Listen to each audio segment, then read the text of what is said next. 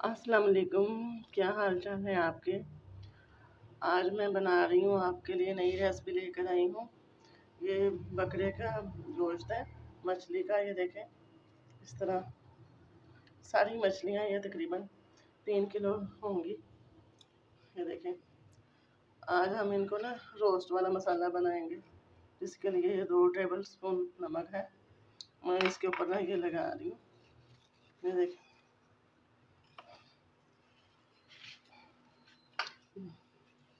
अच्छे से हमने इसे लगा लेना।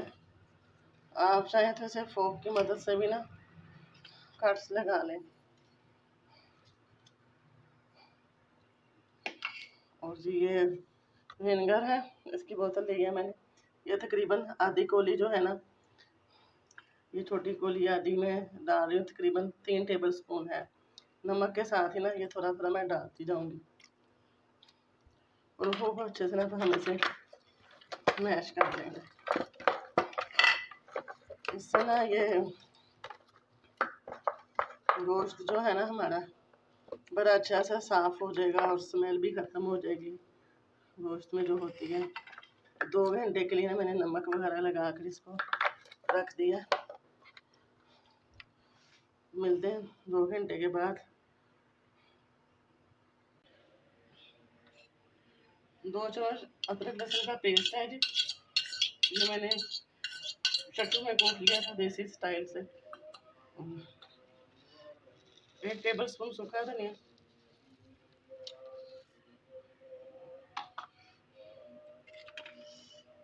1 चाय का चमचा आमचूर पाउडर है,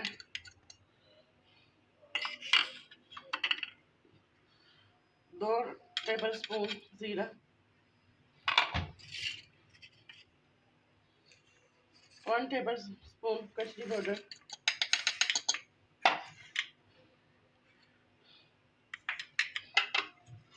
2 टेबल स्पून काली मिर्च,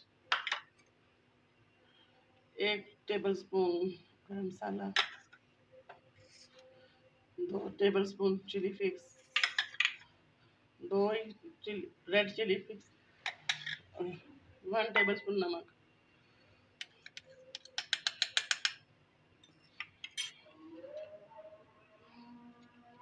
ये 2 अदद नींबू है, इनका रस डालेंगे इसमें।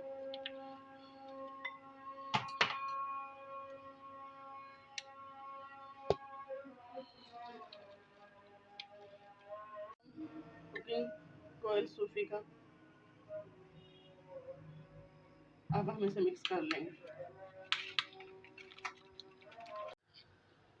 1 टेबल स्पून चाट मसाला,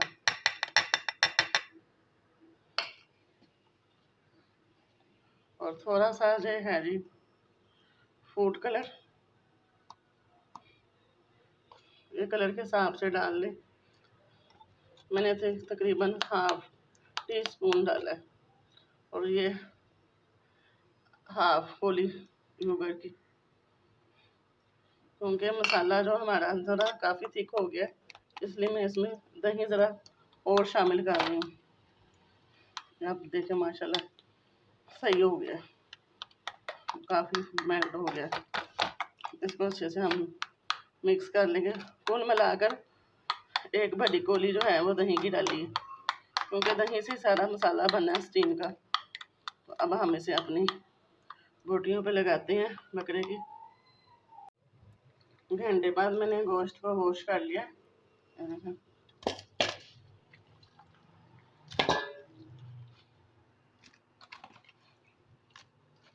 सारी जो है वो ये नली वाली है मछली। ये देखें, इस तरह से ये बहुत अच्छा टेस्टी गोश्त होता है।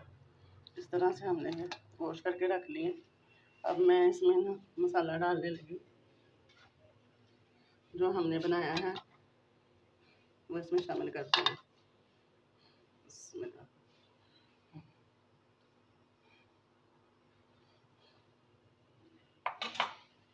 अब हाथ से ना मैं इसे लगा रही हूँ ताकि अच्छे से ये मिक्स हो जाए। जो हम लोग हाथ से मसाला लगाते हैं वो ये छुरी कांटों और चमचों से नहीं लगता, इसलिए आप हैंड वॉश करके हाथ से लगाएं और फिर देखें किस तरह अच्छा सा हमारा मसाला लगता है। अपने बच्चों के लिए बनाना है तो फिर हाथ से लगाएं ताकि अच्छे से ना ये हमारा मसाला इसमें ऊपर चढ़ जाए इसके। अब इसको ना मैं मसाला वगैरह लगा कर इसको फ्रिज में रख रही हूँ तकरीबन 6 घंटे के लिए, क्योंकि इसमें कचरी पाउडर लगाया हुआ है तो ये ना अपना असर कर देगा, जल्दी गोश्त गल जाएगा। मिलते हैं अब 6 घंटे के बाद। ये गोश्त हमारे को 6 घंटे हो गए फ्रिज में से। अब हम इसे प्रेशर में डाल देंगे।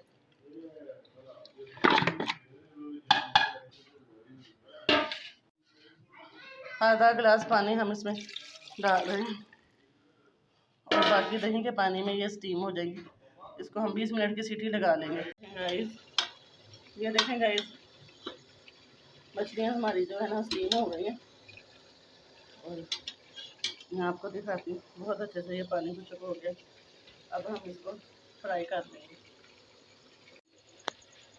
गाइस मछलियाँ हमारी जो है वो स्टीम हो गई हैं, पानी को चुक हो गया। अब हम इसे कॉर्नफ्लावर लगाकर फ्राई कर लेंगे।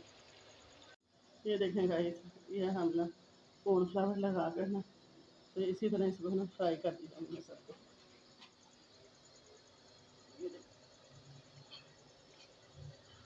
4 चम्मच ना टेबल स्पून कॉर्नफ्लावर के लिए खाली कॉर्नफ्लावर ही लगा रही हूँ, क्योंकि मसाला जो है ना हमारा वो लगा हुआ है तो इसी के साथ ना खुशक के ऊपर ये लग जाएगा।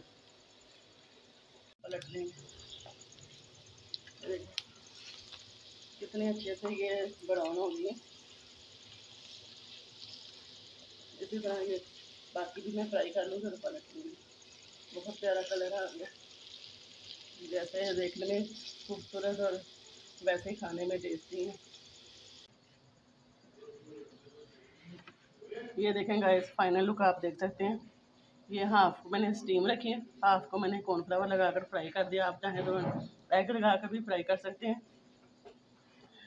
खाइए और बताइएगा ज़रूर, बनाएं, बच्चों को भी खिलाएं और बताएं कि कैसी बनी आपको ये रेसिपी लगी है।